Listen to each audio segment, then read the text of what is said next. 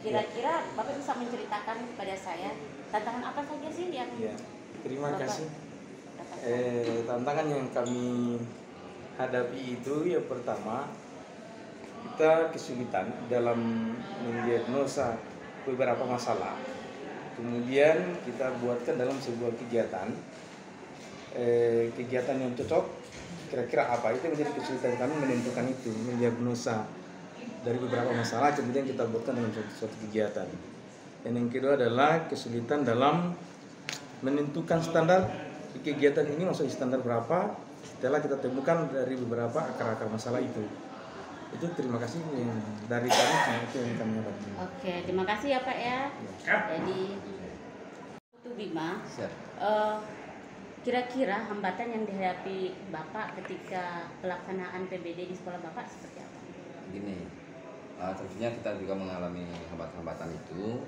Yang pertama terkait dengan pemahaman kita dalam melaksanakan PDB tersebut. Terus yang kedua, kurangnya mengikuti pelatihan atau melihat contoh-contoh praktik baik dari sekolah-sekolah lain. Dalam hal ini pada PMM itu, Ibu. Oke, terima kasih Pak.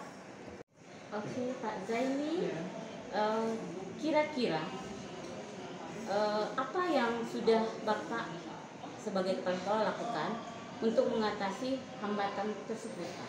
Ya, jadi untuk menghadapi atau melaksanakan atau menyelesaikan masalah dari hambatan tersebut, yang dilakukan yang pertama adalah satu, mengumpulkan Bapak Ibu guru, kemudian melakukan sosialisasi.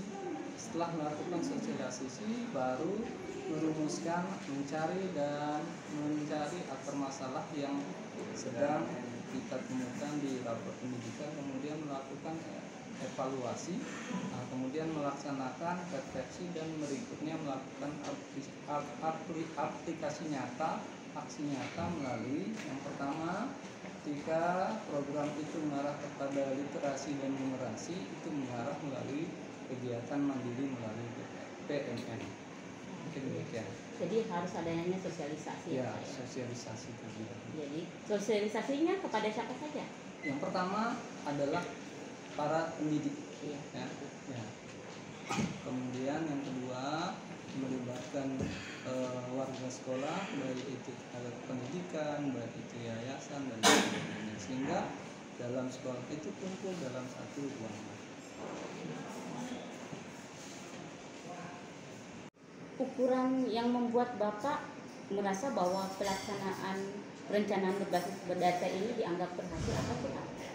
Jadi ukurannya adalah apabila adanya peningkatan baik dari numerasi, literasi di sekolah itu semakin meningkat, begitu juga iklim sekolah itu menjadi lebih baik. Nah, kemudian akan berujung kepada kualitas pembelajaran juga akan semakin baik. Nah, itu kita bisa lihat dari rapor pendidikan selanjutnya setelah kita mengunduh rapor pendidikan yang sebelumnya. Artinya harusnya berpatokan pada hasil dari proses pembelajaran dari peserta didik sendiri. Iya, iya. Nah, Bapak sudah melaksanakan PBD ya? Iya. Oke. Apa praktik baik dari pelaksanaan PBD ini selama ini, Pak?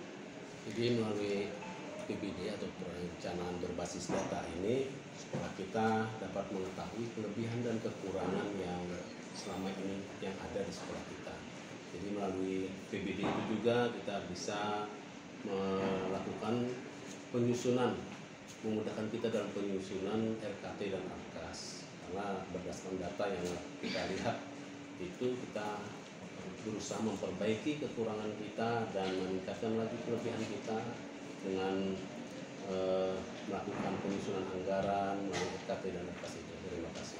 Jadi berusaha memperbaiki kekurangan dan mengembangkan sesuai dengan apa yang dituntut dari akar permasalahan yang harus dirubah.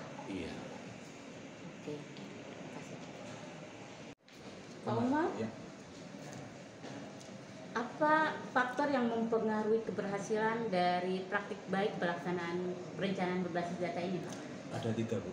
Jadi yang pertama adalah pemahaman yang menyeluruh dari setiap komponen sekolah. Kepala sekolah, guru, tenaga kependidikan, komite pembelajaran. Yang kedua adalah kemauan atau tekad yang kuat dari semua komponen sekolah untuk melaksanakan PBD ini. Dan yang ketiga adalah kemampuan untuk melaksanakan kegiatan identifikasi, refleksi, dan benahi agar kegiatan PBD ini dapat terlaksana sebagaimana mestinya. Artinya butuh kerjasama dari semua stakeholder. Betul sekali. Ya. Baik, terima kasih. Ya, sama-sama. Bapak Ibu semuanya masuk. 2 action. Terima kasih podcast dari kelompok 4 kepala sekolah penggerak angkatan ketiga dari Bumi Kute Bali kami laporkan.